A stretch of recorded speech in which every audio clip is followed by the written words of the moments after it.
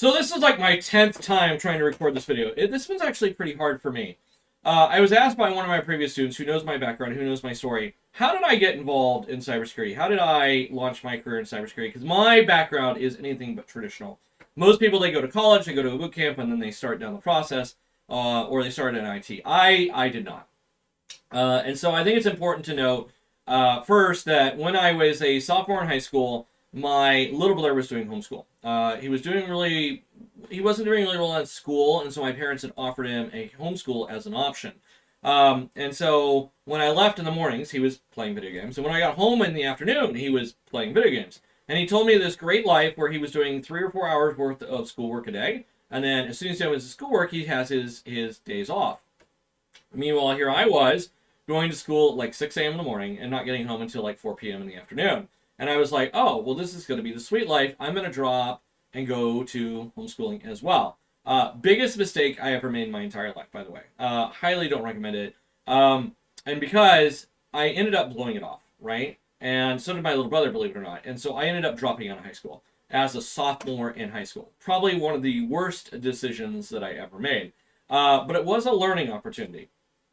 From there, I got my GED, and one of my roommates, when I was about 17, because I had moved out of the house, my parents got out of the Army, they moved back down to Texas. I wanted to stay where we were, which was Alaska. I was already working a full-time job at Safeway, believe it or not. And so I was paying rent along with 3 other roommates. And my parents were like, okay, well, you're doing okay. Your older brother's here anyway, and you always can come back home.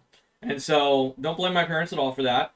And I worked at Safeway. One of my roommates was in the Army National Guard, and he said, hey, why don't you come join the Army National Guard with me? I'll buy you dinner. And I was like, okay, well, dinner's really not that big of a thing, but I was 17, and I was like, sure, I'll do that. So I talked to the recruiter, and I got into communications. I got into signal communications, that's radios. At the time, the Army didn't do IT, and so it was part IT, it was part radios. It was kind of a mix of any type of communications. And so I got into that. From there, I moved back down to Texas, and I dropped out of college for my first time. I took some classes at a local community college, and I did like 2 or 3 classes, and then dropped out. I just stopped going. I will say that I didn't fail any of my classes. None of my grades were great. They were D's and C's, right? But I didn't pursue it anymore. That lasted until I went to basic training in AIT, because I did that down in Texas. And then I came back from basic and IT, and I was like, I'm going to go to college. This would be the second time that I dropped out of college. I went to Waco, Texas, to a small college called TSTC. From there, I was originally in their pilot program, and then I maneuvered over into their communications program. Dropped out again, and then I went active duty Army. Now, active duty Army, I took the same job role that I already was, and from 97 to 2000, I did active duty military. Great thing about the active duty military is I learned a lot.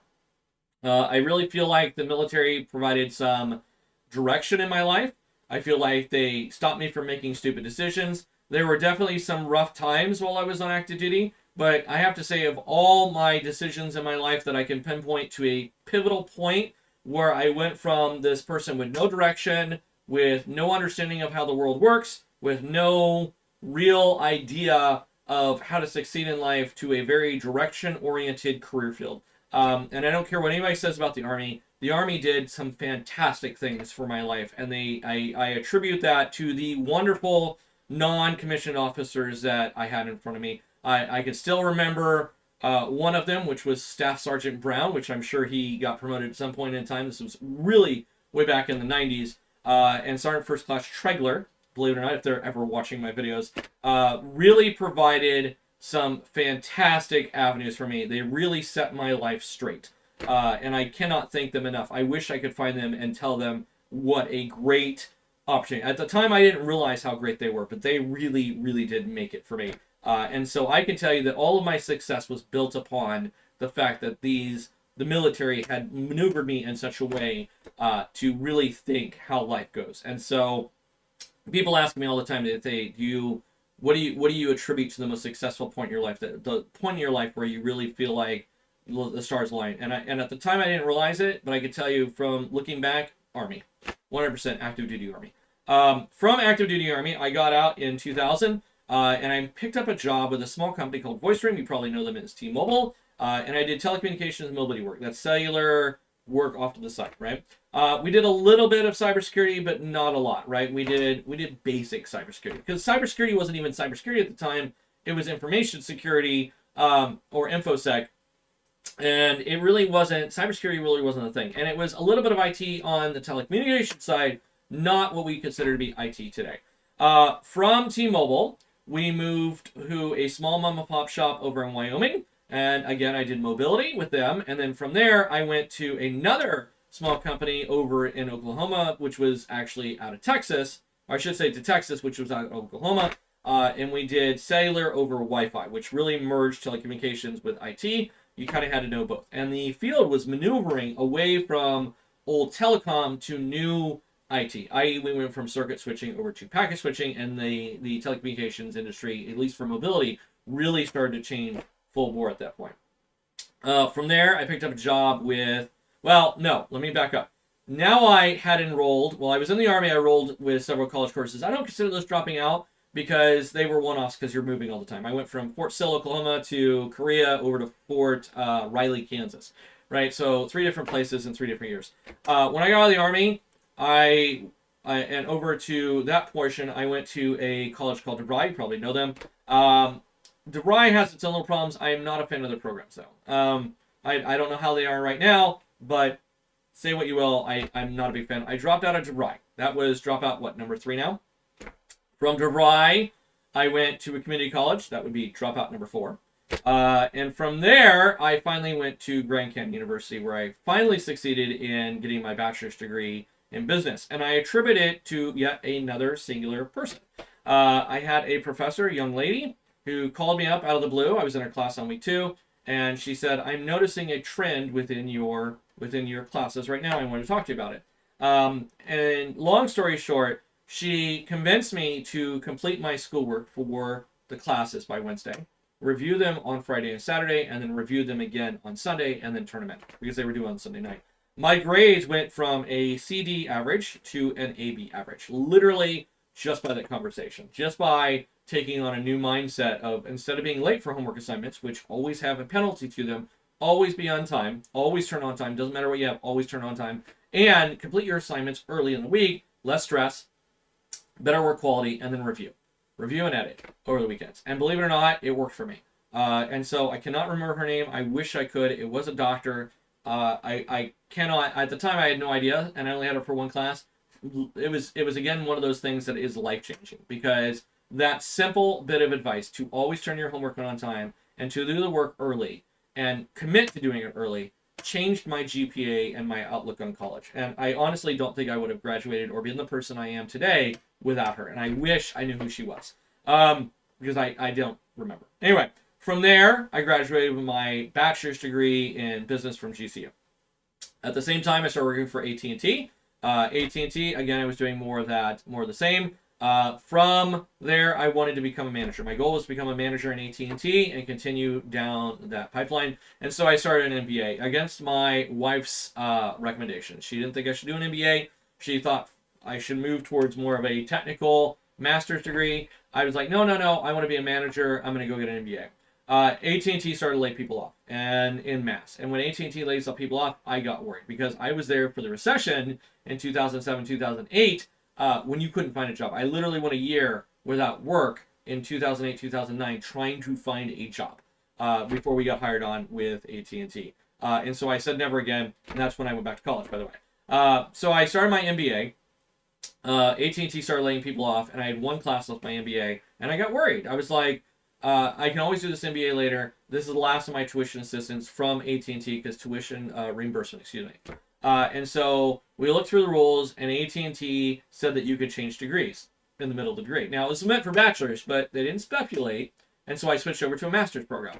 And so AT&T paid for almost all of my MBA and all of my master's in cybersecurity. I got my master's in cybersecurity in a year because I was already doing a lot of the work anyway. I understood the technical portions of it for the most part. There were some points that I had to brush up on. And I was really good at essay writing, so their writing intensive courses I was really good at because I was already doing an MBA. And so I graduated my MBA in 2018, my MBA with a 4.0, my master's in cyber with a 3.97. And then I started my doctorate degree. At the same time, I maneuvered from AT&T and I started working in academia and I started teaching cybersecurity. From cybersecurity, I helped create a cyber center of excellence. It was already created. I want to preface this, right? I didn't create it; it was already there. But what I did, in conjunction with some great people, namely Joe Herbs. So if he's ever watching, it was definitely a work between us.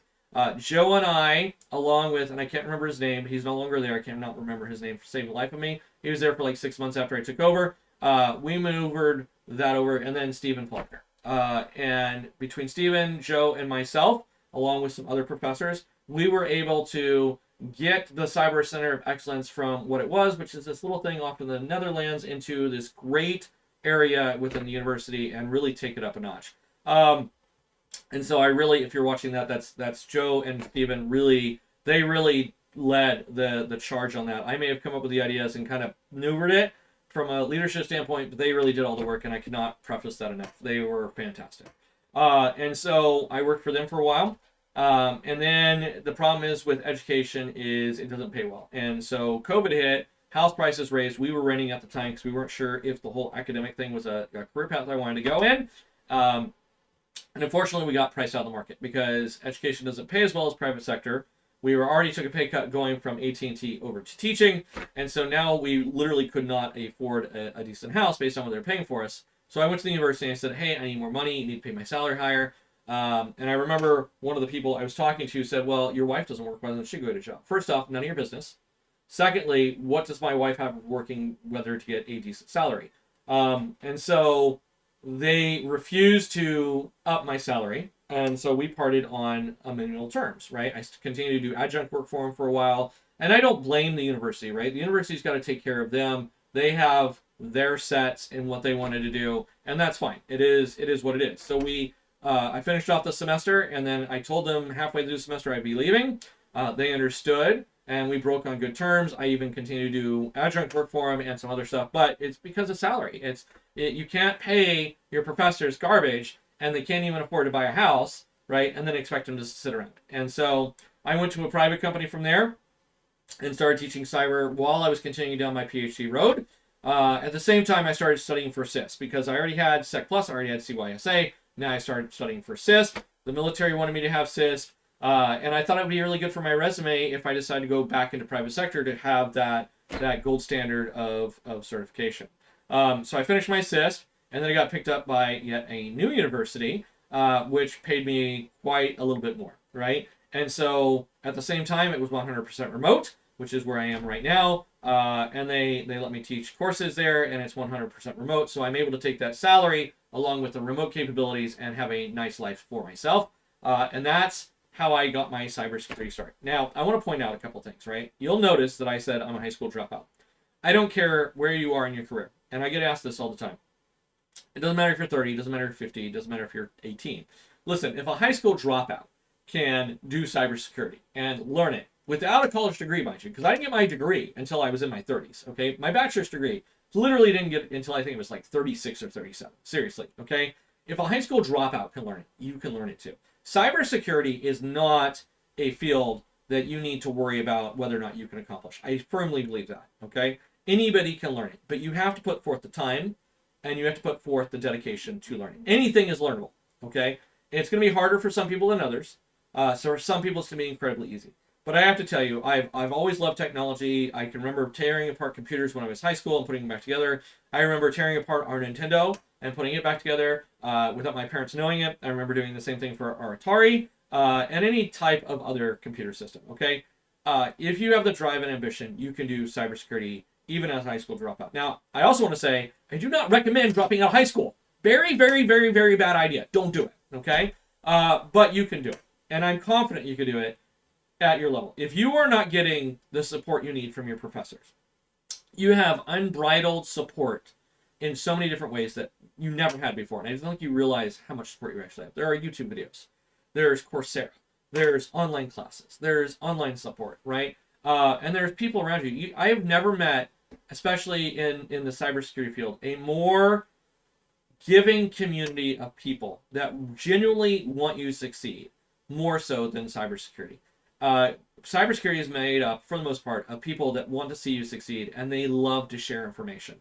They love to point you in the right direction. Okay. Now, what you do with that information is up to you, but they are more than happy to share. All right. Anyway, that's my journey to where I am today. I hope you found it fascinating. I don't know why you would, but I was asked to do the video, so we'll see what happens. If you have questions for me, I am an open book. I honestly believe that you go through. I get asked this one all the time. Was I ashamed? Yeah, I was ashamed of being a high school dropout.